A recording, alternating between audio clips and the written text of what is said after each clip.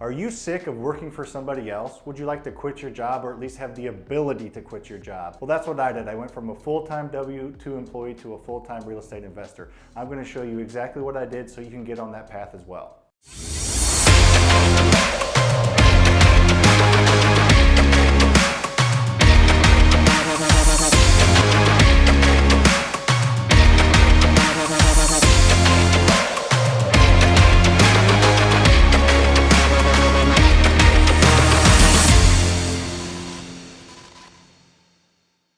Unlike a lot of people, I actually enjoyed my job. I didn't mind going to work every day, but I was tired of punching the clock in the morning and getting out in the evening and just never really accomplishing anything besides making the owner of the company I worked for wealthy. I wanted to take control of my financial future. So if you hate your job like a lot of people do, getting involved and investing in real estate is a great way to help you control your financial future. Or if you do like your job and you just want to have more security, make an extra $5,000 to $10,000 a month passively, real estate is a great way to do that. I went from 0 doors and 0 properties to over 100 doors and over $10 million worth of real estate in just 5 years by the time I was 32.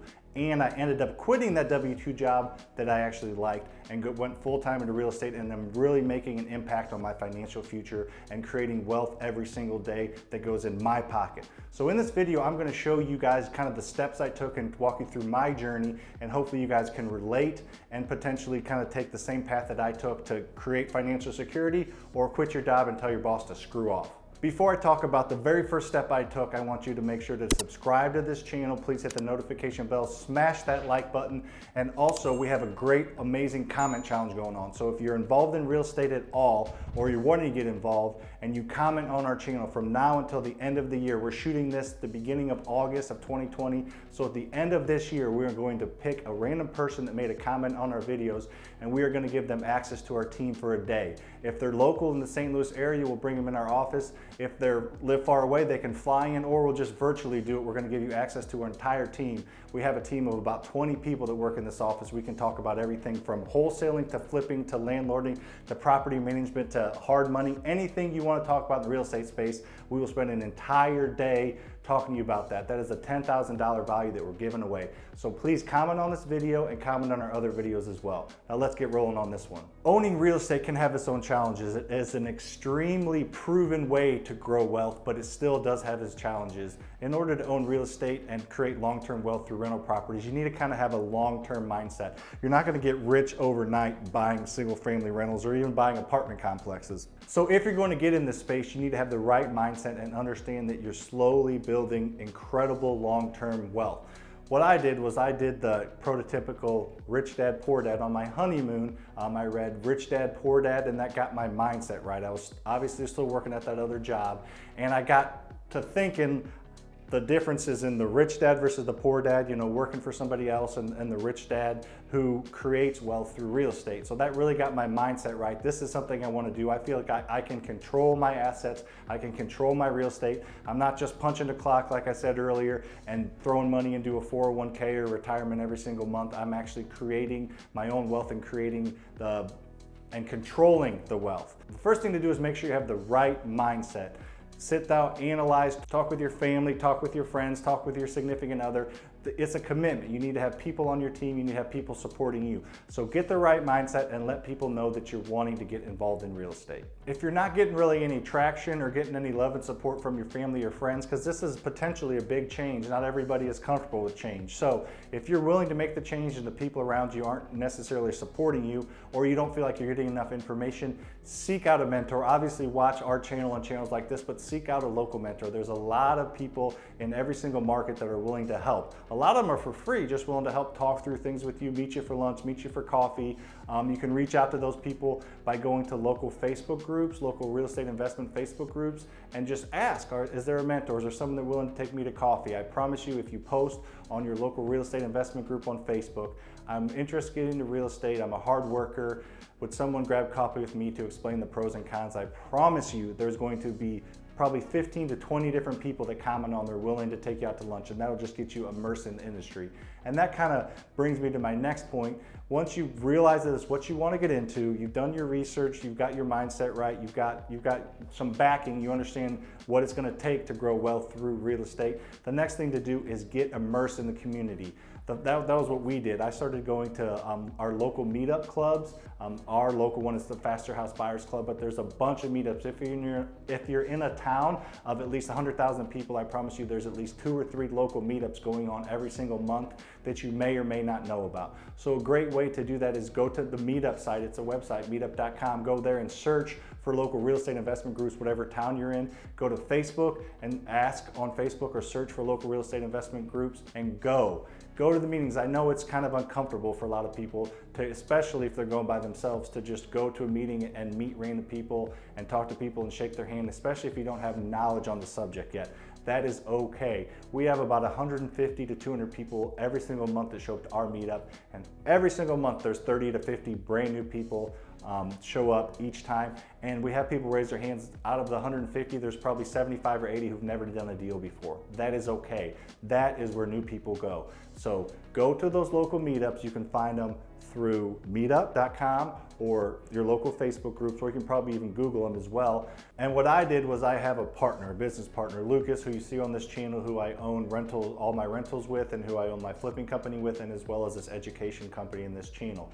So we decided to partner because we've been friends for a long time, we've been through a lot, and we have different skill sets. And when we each had full-time jobs and we're growing our rental portfolio, it was huge to have another person to lean on. If I'm out of town traveling for work, the business doesn't stop. He was in town and he could move things, and vice versa. So if you find a good partner that you can trust and you know very well, I would definitely suggest having a partner. It can really ramp up your success. So now that you decided real estate is right for you, you've done some networking and you've either found a partner or not, you have a basis of knowledge of information and you know the big players in your town. The next thing to do is line up funding. Before I get into that, at the end of this video, I'm gonna show you guys the 3 biggest things we did to create wealth in my real estate portfolio. The 3 different things that created over $1 million of equity in just 3 deals. Actually, it was probably closer to $2 million in 3 deals. So I'm gonna go over that here in a second. But you need to line up funding. Obviously, you got the right mindset, you know the players, you know the people in town. Now you need to line up funding. You need to be able to pay for a real estate asset that you're wanting to purchase. So the best way to do that is to get the short-term funding and the long-term funding lined up. Any real estate deal requires funding. The good news, it doesn't have to be your money. Most people think that they have to put 20% down on every single deal, which would take a long time and a lot of money to create any sustainable long-term rental portfolio. The good news is you do not have to do that. You can leverage other people's money, which is what we did. We have over $10 million worth of real estate at this point, and we haven't used any of our own money, and we've done that leveraging other people's money. You're leveraging debt to create equity and to create long-term cash producing assets. So there's a couple different ways we did that. I'll get into them briefly in this video. We use private lenders and hard money lenders. I'm just gonna talk about those shortly. Private lenders are usually a friend or a family friend or an acquaintance, somebody that has extra money that they want to get involved in real estate. Maybe they don't want to rehab the property, or maybe they don't want to own the property and have to deal with maintenance or anything like that, but they do want to get involved in real estate, or they just have some extra money and they want to get a safe, secure investment. The stock market does this, and yeah, the real estate market goes up and down, but not nearly the swings that the stock market does. The stock market went down 30% in a matter of weeks earlier in this year in 2020. The real estate market does not do that. A horrible year for a real estate market would be a 10 to 15% swing over 12 months. So yeah, 08 went down pretty quickly, but that doesn't usually happen. Usually the real estate recessions are much slower to go down and slower to come back up. It's a much easier target to hit. So the private lenders that have some extra money either want to get involved in real estate but don't want to do the work, or they just have some extra money and you need to let them understand that this is a safe, secure investment. So if you don't have any friends or family that have some extra money to invest, I don't believe you, because most people do, they just haven't asked the right people. But if you've asked everybody you know and all their friends and all your family, if they know anybody that has some extra money they want to invest in real estate and they all say no, then you can do the hard money. Private money is more on relationships and knowing people. Hard money is a business. It is people that borrow money from banks at a very low rate, and then they just mark that up. So hard money lenders, what they do is they lend on real estate. That is the sole purpose of their company, is to lend on real estate. The interest rates are a little bit higher than private money lenders, but they vary. So we're not going to go into what's a good interest rate or what's a bad interest rate. Most hard money lenders' interest rates are reasonable, though. You can still get a deal done with them. The hard money lenders will lend on your bankability, but also on the deal. So if the deal makes a ton of sense and you got a screaming good deal, they are very likely to approve you even if you don't have the greatest credit or a bunch of cash in the bank. You need to have a good enough credit score, and you do probably need to have some cash reserves, but if the deal is a screaming deal, they're more likely to approve it than a traditional bank or traditional other funding source. So click on the video above if you need a further explanation of hard money lending. We did an entire video on hard money lending and what it is and how to qualify for it and where to find it. So click on that video above if you want a further explanation of hard money lending. Here's a couple easy ways to find hard money lenders. The first is just to Google them. Like I said earlier, they're businesses, so they will have websites and they will be trying to rank on Google. So just go to Google and type in hard money lenders in Sacramento, if you're in Sacramento, or hard money lenders in Boston, or whatever city you're in. Type in hard money lenders and you'll probably know where you are because of the locations, but just type that in and several should pop up. If you want to take it a step further, you can go to those local Facebook groups that we talked about, that you need to be involved in, local investing Facebook groups where deals are shopped every single day, and type in, I'm looking for a good hard money lender, who's out there? And I promise you on that one, you will get 15 to 20 replies right away from people that have used hard money lenders that they like, that they want to share. And then also hard money lenders, they're on there. They're scoping for posts every single day, so they're going to post about their services. So you should not have a problem finding hard money lenders. And you can also go to those local Facebook groups, or no, you can also go to those local meetup groups. There's usually hard money lenders there. So if you haven't noticed, I'm repeating myself on purpose, getting involved in these Facebook groups and going to these local meetups is where you can find every single thing you need to get started in real estate. And that's where we found all our contacts and all our contractors and all our money sources, is through those two channels. So those are extremely important in any type of real estate investing, but especially in raising money. Alrighty, so now that you've realized real estate is the right thing for you, you've either got a partner or got the knowledge base that you need, you've met the networking, you got your funding lined up. Now's the fun part. You get to go get a deal. You get to go buy your first property, which is extremely exciting. So the thing you need to do is you need to take action. You have all the basis of knowledge you have just by watching this video. You have more knowledge than I did before I got started. I'll probably say that in several videos, but it's true. We just went and got started. So the first thing we did was we read Rich Dad Poor Dad, got partnered up, met a couple people, and then we bought our first rental. We bought our first rental through a real estate agent. We got to know some local real estate agents in town. We met them at the local meetup, and they brought us to a few properties, and we bought our first deal off the MLS. So we went and checked it out, we bought it, and we actually bought it to flip it. Quick little side, so we bought it to flip it in rehab because I thought you had to put 20% down on every deal. But as we were rehabbing it, we met Brian, who is our business partner now, and he explained the BRRRR method. We have several videos on the BRRRR method on our video, so if you want to know about the BRRRR strategy, the BRRRR method, what it is, just check out about probably every other video on our channel because it's so powerful. But we took action, we went and bought a property, and we decided that we were going to take control of our financial future. So I think one of the biggest benefits I had when I got started was that W-2 job that I didn't hate, even though you may hate yours, because having a W-2 job gives you your active income. Growing a rental portfolio is long-term game, and it's passive income that comes in over time, but you need that active income. So having that W-2 job allowed me to have an active income that I could pay my bills and live my lifestyle that I wanted to live while I was growing the rental portfolio. The other huge thing that it does is it makes you very bankable. The fact that you have a great job with money coming in for your short-term financing, like we talked about, a private lender or a hard money lender, they're going to want to see income coming in. And your long-term financing, which is when you take out a long-term mortgage on the property at a bank, they're going to want to see some W-2 solid income. So having that W-2 job that you're either trying to get out of or you're trying to have the option to get out of is extremely important when you're growing a rental portfolio. So I don't preach the crazy people, like I love him, but Grant Cardone, just quit your job and jump in head first into a pool with no water. We methodically built our portfolio and built up our knowledge and built up our network to the point where we could quit our W-2 jobs. But we did a bunch of steps before we did that. We didn't just jump in, which some people do. You may be a little crazier than I am, that's fine, but we took our time, and when the time was right, we took that leap. And not everybody watching this video is going to want to quit their job. They're just going to potentially want to grow a nice base of rentals. Imagine buying one rental a year for the next 10 years. You're going to have an amazing retirement by the time you retire. Or if you're close to retirement, you're going to have amazing retirement. Not everybody might want to be as aggressive as I was in growing my rental portfolio. Right now we're sitting over 10 million. My goal is 100 million. So definitely stay tuned on this channel. You'll get to watch the journey to see if we can get to 100 million. But our original goal was not to quit our W-2 jobs. It was just to create more income coming in and have more security in our retirement. Our original goal was one house a year for 10 years. So after 10 years, we'd have 10 houses and then pay them off. And that is an incredible goal. We did the numbers on that goal, and that goal was going to add a couple $1 million to each Lucas's in my portfolio by the time we retired of cash, of equity in property and cash flow. If that's your goal, to just add a couple properties, that's great. That is a great, secure way to have more financial security and stability in your life. But if your goal is to be crazy like me and have 100 doors or 200 doors or 300 doors, that's fine too. But the thing is, you need to get started. You have the information, you have the knowledge sources with the internet and technology and podcasts and YouTube and Facebook and everything, but you need to get started. You need to take that action and get going. So I talked a little bit earlier about kind of the big 3 deals that really got us to that $10 million. So I want to talk about those here quickly.